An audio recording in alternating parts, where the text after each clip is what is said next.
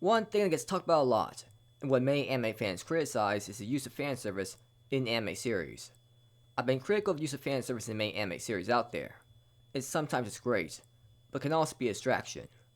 The problems with excessive fan service are obvious. It ruins the series' atmosphere and takes time away from the plot. Instead of a pointless beach episode where we see girls in swimsuits, we can see episodes that actually show plot development. Is fan service really necessary for the success of anime series? To answer that question, you have to look at it from different angles, because every anime series is different. For a harem ecchi anime series, fan service is absolutely necessary. That's part of the main appeal.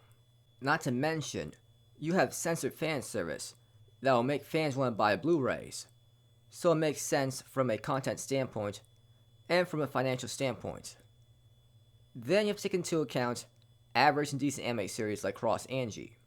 These anime series have a decent plot, but would be forgettable without the fan service. Fan service does ruin the series' atmosphere plenty of times across Angie, but without the extreme fan service, most people probably would not give this anime series a chance.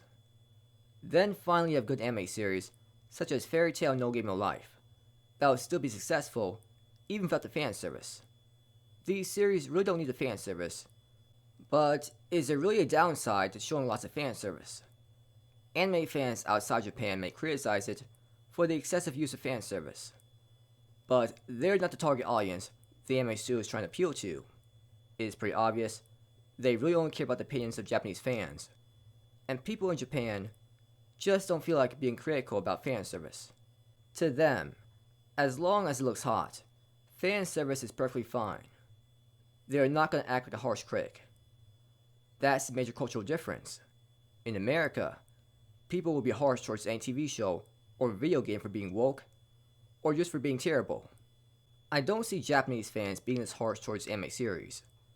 Maybe some people will be upset on Twitter, but I don't see a major backlash happening. That's why I see many trash anime series out there.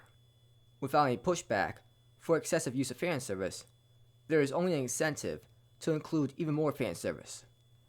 Fan service helps the show not seem boring, which is probably what Japanese fans value the most.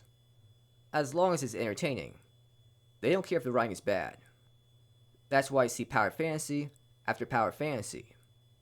So even if many people hate the excessive use of fan service, you're still going to see plenty of it because it's what Japanese anime fans want to see.